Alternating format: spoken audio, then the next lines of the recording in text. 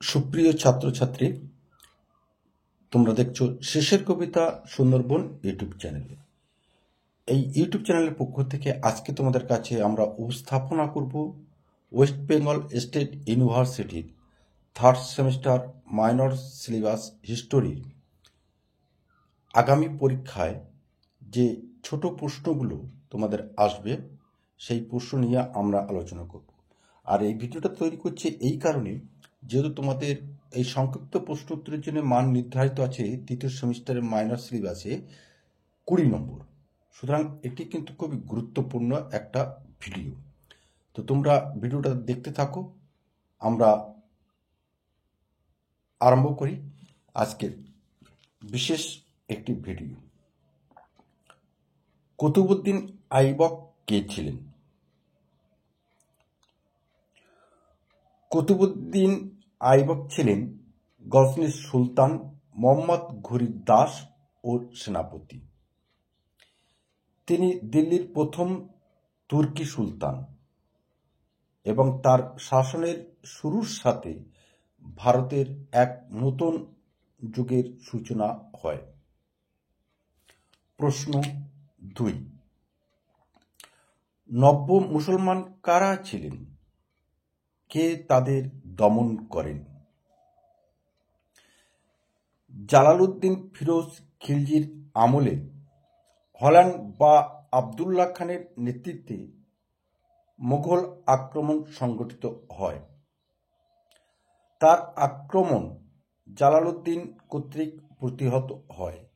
সেই সময় কিছু বন্দী মঙ্গোল জালালউদ্দিনের কাছে আশ্রয় প্রার্থনা করে। ধর্মান্তরিত হতে হয় এই শর্তে জালালউদ্দিন তাদের আবেদনে সাড়া দেন। তারা এতে সম্মত হয়। এই ধর্মান্তরিত মঙ্গোলেরা নব্য মুসলমান নামে পরিচিত।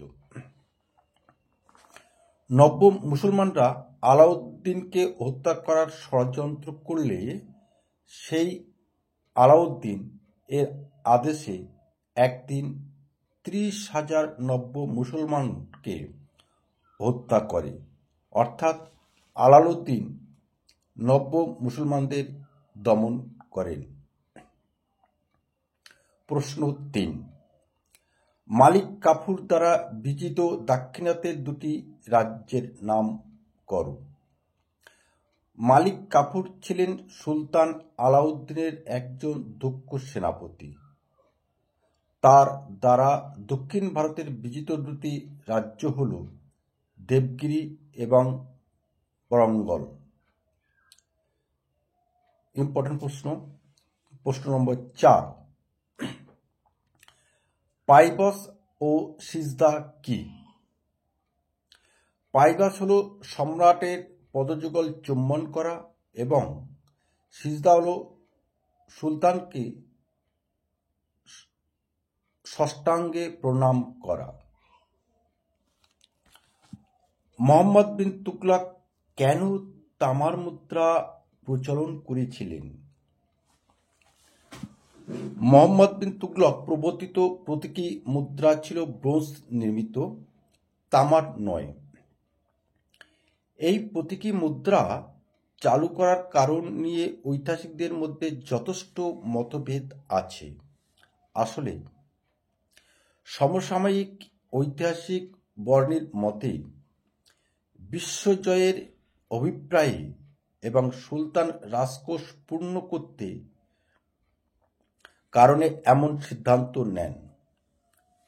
কিন্তু গার্ডনার ব্রাউনের মতে পৃথিবীময় রূপার সংকট দেখা দিলে তিনি ব্রোঞ্জ মুদ্রা চালু করেন। দুটি শিলাহের নাম লেখো। সুফিদের মধ্যে বিভিন্ন সম্প্রদায় ছিল, আর এই সম্প্রদায়গুলিকে বলা হতো শিলাহ। এরূপ দুটি শিলাহ হল চিশতি ও সুহরাবর্দী।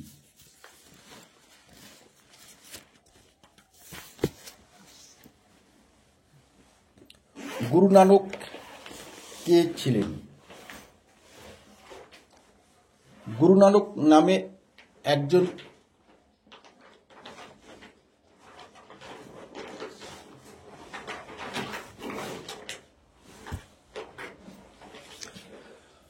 গুরু নানক নামে পরিচিত, যিনি শিখ ধর্মের প্রবর্তক। মাত্র 27 বছর বয়সে তিনি গৃহত্যাগ করেন এবং সন্ন্যাসী হন, যার প্রবর্তিত ধর্মই শিখ ধর্ম নামে পরিচিত। প্রশ্ন 8, মুঘল যুগের দুজন ঐতিহাসিকের নাম উল্লেখ করো। আবুল ফজল, আব্দুল কাদির বদায়ুনি, আব্দুল হামিদ লাহোরি, মোহাম্মদ ওয়ারিস প্রমুখ ছিলেন মুঘল যুগের বিখ্যাত ঐতিহাসিক।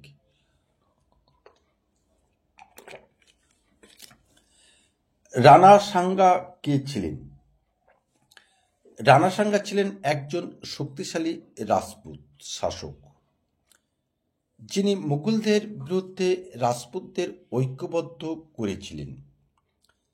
তিনি দক্ষ সেনাপতি এবং শক্তিশালী সৈন্যবাহিনীর অধিকারী হওয়া সত্ত্বেও বাবরের উচ্চতর কামান ও রণকৌশলের কাছে পরাজিত হন। মনসবদারি ব্যবস্থা কি? গুরুত্বপূর্ণ প্রশ্ন। আকবর সুলতানি যুগে প্রচলিত জায়গির প্রথার কুফল দূর করতে মনসবদারি প্রথা প্রবর্তন করেন, যার অর্থ পদমর্যাদা। মুঘল আমলে মনসব কথাটি দায়িত্ব বা কর্তব্য অর্থে ব্যবহৃত হতো। তিনি পদমর্যাদা অনুযায়ী সামরিক ও অসামরিক কর্মচারীদের বেতন এবং নির্দিষ্ট কর্তব্য উল্লেখ করার ব্যবস্থা করেন, আর সেটি মনসবদারি ব্যবস্থা নামে পরিচিত।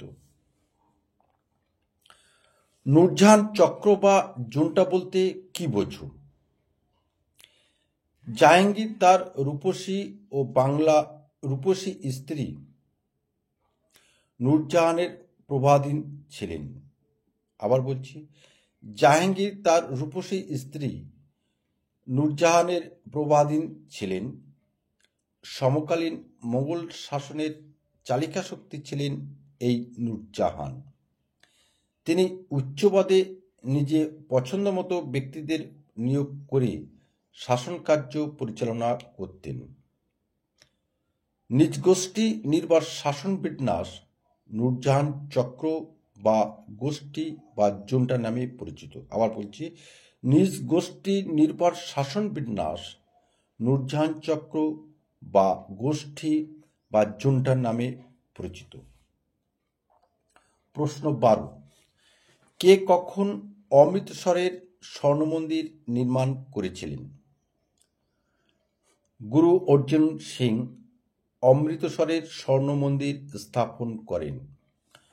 সম্রাট আকবর গুরু রামদাসকে পাঞ্জাবে 5 বিঘা জমি দান করলে সেখানে হরমন্দির প্রতিষ্ঠিত হয়, আর এই মন্দিরকে কেন্দ্র করেই অমৃতসরের স্বর্ণমন্দির গড়ে উঠেছিল। ষোড়শ শতাব্দীতে চতুর্থ শিখ গুরু রামদাস সাহেব দ্বারা এই স্বর্ণমন্দির প্রতিষ্ঠিত করা হয়েছিল। দারা শুকো কে ছিলেন? প্রশ্ন 13, দারা শুকো ছিলেন শাহজাহানের জ্যেষ্ঠ পুত্র। তিনি ছিলেন সম্রাটের সর্বাপেক্ষা স্নেহভাজন, উদার মানসিকতা সম্পন্ন যুবক, যিনি ধর্ম সম্বন্ধে ঔদার্যের পরিচয় দিয়েছিলেন। তবে তিনি ছিলেন বিদ্যুৎসাহী এবং বিভিন্ন গ্রন্থ রচনাকারী। পার্সিক ভাষায় বিভিন্ন ভারতীয় ধর্মগ্রন্থের অনুবাদ করেছিলেন এই দারা শুকো। মহারানা জয় সিংহ কে ছিলেন? প্রশ্ন নম্বর 14, মেবারের মহারানা ছিলেন জয় সিংহ। মোগল সম্রাটের সঙ্গে তিনি ধারাবাহিকভাবে 1680 থেকে 81 সালে যুদ্ধ করেছিলেন। শেষ পর্যন্ত ঔরঙ্গজেবের সাথে তার শান্তি চুক্তি স্থাপিত হয়। অতঃপর ঔরঙ্গজেব রাঠোরদের ও দাক্ষিণাত্য মারাঠাদের বিরুদ্ধে নজর দিতে পেরেছিলেন। প্রশ্ন নম্বর 15, খুব গুরুত্বপূর্ণ প্রশ্ন। 1707 খ্রিস্টাব্দ কেন ভারতীয় ইতিহাসে জল বিভাজিকা বলে গণ্য হয়? 1707 খ্রিস্টাব্দে মুঘল সম্রাট ঔরঙ্গজেবের মৃত্যু হয়েছিল। এরপর থেকেই মোগল সাম্রাজ্য দ্রুত অবক্ষয়ের পথে এগিয়ে চলে। তবে বলা যেতে পারে ঔরঙ্গজেবের রাজত্বকালেই এই পতনের সূচনা হয় এবং তার দুর্বল বংশধররা অবক্ষয়ের প্রবণতাকে কোনো মতেই রোধ করতে পারেননি। মাত্র 50 বছরের মধ্যে এই শক্তিশালী সাম্রাজ্যের অবক্ষয়ের চিহ্নগুলি স্পষ্ট হয়ে ওঠে, যেটি ভারতীয় ইতিহাসে জল বিভাজিকা নামে পরিচিত।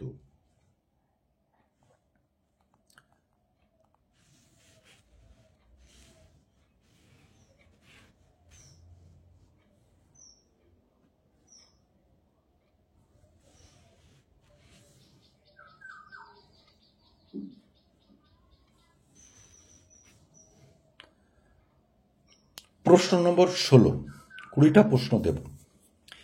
কে কুতুব মিনার নির্মাণ করেছিলেন?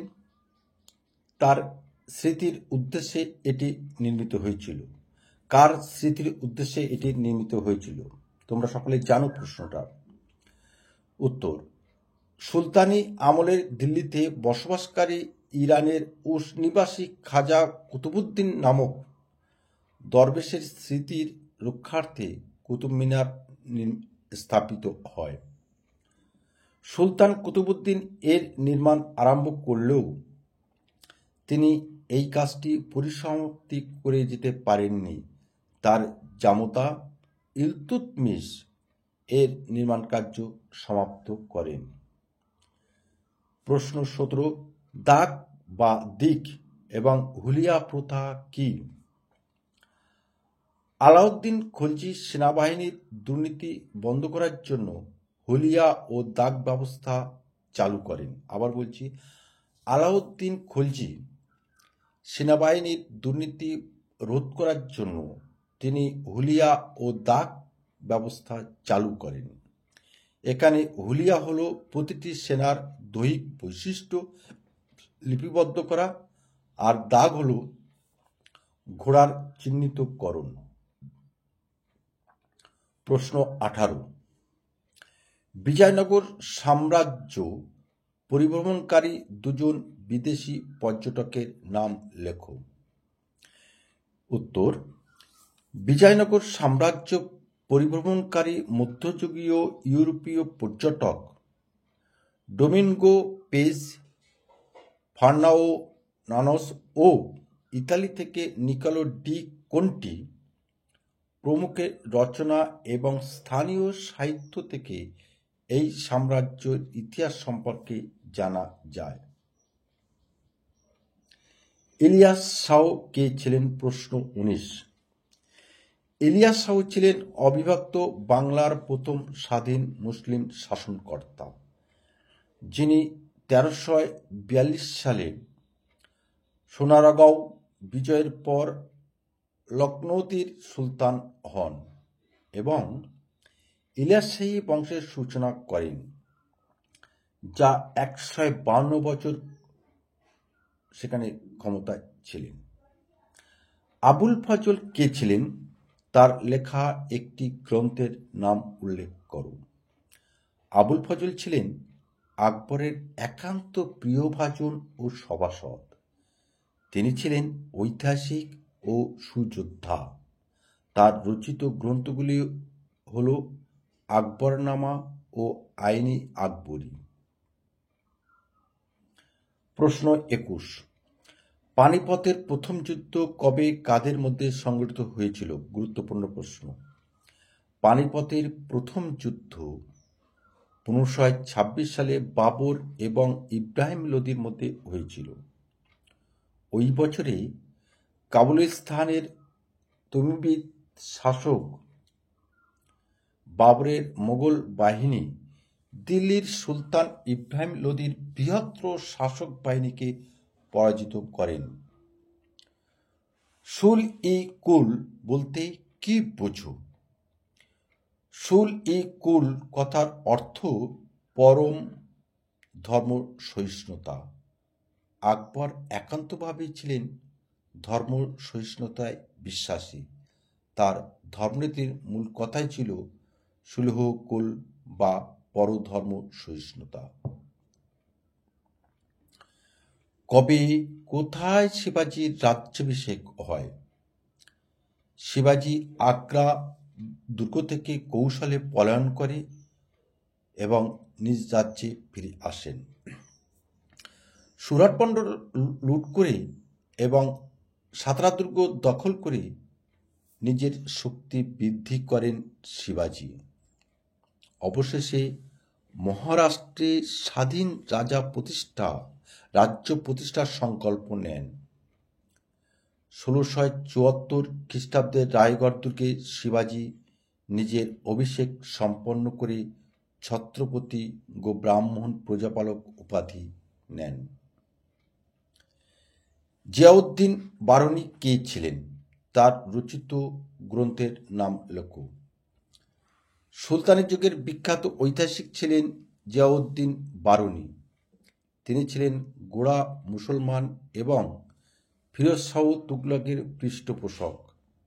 জিয়াউদ্দিন বারনী গ্রন্থ হল তারিখ-ই ফিরোজশাহী এবং ফতহ-ই-জাহাঙ্গীরি।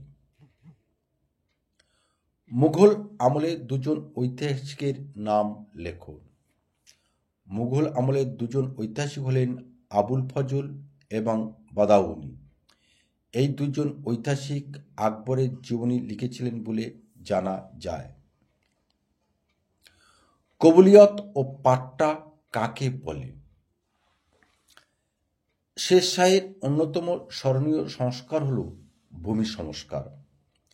সাম্রাজ্যের স্বার্থ রক্ষার ব্যাপারে যেমন রাজস্ব প্রয়োজন ছিল, ঠিক তেমনি প্রজাদের স্বার্থ রক্ষা বাস্তবায়িত করার জন্য শের শাহ কবুলিয়ত ও পাট্টার ব্যবস্থা করেন। প্রশ্ন 27। হলদিঘাটের যুদ্ধ কবে এবং কাদের মধ্যে হয়েছিল? 1576 খ্রিস্টাব্দে সংগঠিত হয় হলদিঘাটের যুদ্ধ। মোগল সেনাপতি আসফ খাঁ ও মানসিংহের নিকট রানা প্রতাপের পরাজয় হয়। রানা প্রতাপ পরাজিত হলেও তিনি পরাক্রম হারাননি। তাই পুনরায় বাড়তি উদ্যমে ঋত রাজ্যের অনেকাংশ তিনি উদ্ধার করতে সক্ষম হন।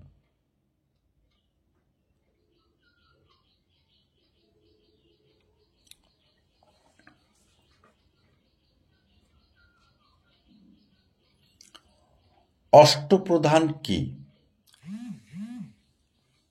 কার শাসন ব্যবস্থার সঙ্গে এটি সম্পর্কিত? মারাঠা বীর শিবাজির শাসনকার্য পরামর্শ দান করার জন্য একটি মন্ত্রিসভা গঠন হয়। এই মন্ত্রিসভায় 8 জন মন্ত্রী ছিলেন, যারা শিবাজির শাসনকার্য পরিচালনার জন্য সহযোগিতা করতেন। এই 8 জন মন্ত্রীকে অষ্টপ্রধান বলা হয়। এই অষ্টপ্রধান ব্যবস্থাটি শিবাজি শাসন ব্যবস্থার সাথে সম্পর্কযুক্ত। বাবরের আত্মজীবনীমূলক গ্রন্থের নাম কি? এই গ্রন্থে কিসের বিবরণ পাওয়া যায়? বাবর তুর্কি ভাষায় রচনা করেন তুজুক-ই-বাবরি। এই গ্রন্থটি পরবর্তী সময়ে পায়ান্দা খাঁ এবং আব্দুর রহিম খান ফার্সি ভাষায় অনুদিত করেন। তখন গ্রন্থটির নাম হয় বাবর নামা। যে গ্রন্থ থেকে বাবরের সমস্ত জীবনের ঘটনা এবং ভারত, আফগানিস্তান ও মধ্য এশিয়া সম্বন্ধে বহু তথ্য পাওয়া যায়। জাহাঙ্গীরের রাজসভায় আগত রাষ্ট্রদূতের নাম লেখো। কবে তারা এসেছিলেন? জাহাঙ্গীরের রাজসভায় আগত দুজন রাষ্ট্রদূত হলেন ক্যাপ্টেন হকিন্স 1608 থেকে 1611 এবং স্যার টমাস রো 1615 থেকে 1616। এই 30টা প্রশ্ন তোমাদেরকে দিয়ে দিলাম। আশা করছি 2025 সালে তৃতীয় সেমিস্টারের যে পরীক্ষা তোমাদের হবে, এই 30টা প্রশ্ন থেকে 20টা প্রশ্ন অবশ্যই তোমরা কমন পাবে, এইটুকু আমরা প্রত্যাশা করি, কারণ বিগত দিনের ইতিহাস সেই তথ্য আমাদের দেয়। আর ভিডিওটি যদি তোমাদের ভালো লাগে তাহলে অবশ্যই বন্ধুদের মধ্যে একটু শেয়ার করে দেবে। তো অপর কোনো এক সকালে তোমাদের সাথে আমার আবার দেখা হবে। ভালো থেকো, সকলেই মনোযোগ দিয়ে সুন্দরভাবে তৈরি হয়ে যাও। এখনও সময় আছে, যে সময়টা কাজে লাগিয়ে তুমি তোমার সুন্দর ভবিষ্যতের আলো দেখতে পারো।